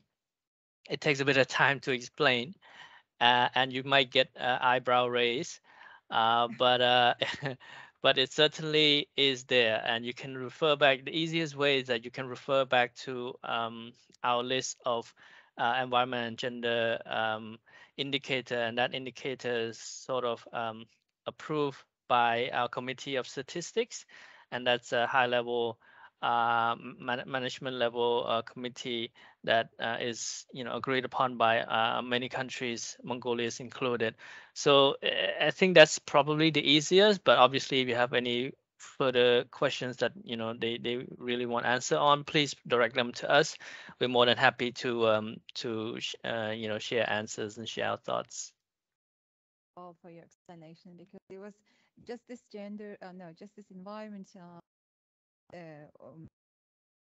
part was quite unclear Yeah, for us. It was not yeah. probably not only for me. It was this unclear standing or definition. Yeah, no, I absolutely understand. Yeah. It's a bit Now, challenging as well. We have the the the list that were developed did not have a big data element in mind. So the list that were developed were more towards, using all sorts of data, any data to understand the nexus between environment and gender. But this project aims to bring the big data element into it. So, we can try and look at other indicators, but then we have to ask the question of, well, whether it's relevant to be used with big data or not. And okay, we ended up with this indicator instead. okay, Yeah, yeah, that's the whole story essentially. okay. Now make really sense for me, because that was this only the gap that we couldn't actually tackle and understand and Yeah. make the other stakeholders understand. So thank you all for your explanation. I think it really makes my day. Yeah, you're welcome, and please do ask us questions later on as well if you come across anything that you have in mind, and we're Okay. more than happy to answer them. Okay, thanks, guys. So I've just shared this, English version of our socioeconomic survey done on annual basis and the housing census. So those are all available in English, but the only thing that I can't find is this housing census survey is specifically done on house types in 2020, but I only have it available in Mongolian. But if I could find the English version, I'll send it through to you. Next email, and so that you can get some more idea about our definition. Yes, fantastic. I'm just clicking on the link and seeing whether I can access it. Yes, it seems like I can access both. Thank you. That's very helpful. All right. Okay, so Yeah, with that, I think we can close the session unless Matthew has some final words. Great. Okay. Thank you once again, everyone, for your time. And I hope this session is helpful. We come away with this session with both answers and question, but we keep on chipping away and trying to reach our goal. I think just two. I mean, I said this already, but just two quick point to remind everyone, not remind, but to say it again anyway, and that is we're working towards the Inception workshop, and hopefully that's a key date. We can decide on the date and the activities that we want to get across on that. The reason why we're aiming to get it done, as early December or late November or early December ideally as possible, is that we have some reporting that we have to do as well on our side, and that will be one of the deliverables that we would have to give, just to share that with you. And also the fact that the national consultant is coming on board. She is actually, I believe she has worked with NSO Mongolia for a bit of time. I'm not sure if I let me share her name. I don't know if because I don't want to pronounce it, and I don't want to make sure. Don't worry, I want to make Daniel. sure Go I'm ahead. You not. can do it. I'm not sure. I prefer if you try to pronounce it first, and then I'll follow suit. But this is her name. Yes, in the chat box. So again, we're aiming to get her on board at the latest 14 of November, and then we can introduce her to the project and have her help out with any activities on the Inception workshops and so on. Great, thank you for your information. I think on the regional workshop is scheduled on 18th of December. Is that the one? Are we running on? Oh, sorry. It's we're talking about the national Inception workshop. So we're aiming to have a national Inception workshop. So that is scheduled for well, first week of December. I think we were talking about between the 5th and the 8th of December. So we're still deciding on that. And the regional workshop, that one is towards because we just have an extension. Sorry, I don't know if I mentioned this. I think I have, but yeah, we've gotten an extension for the project, and it's going to the completion date is now end of March 2023. So we have a new completion date, so we have a longer timeline now, so that's good. Which means that the regional workshop is now pushed towards February, end of February instead.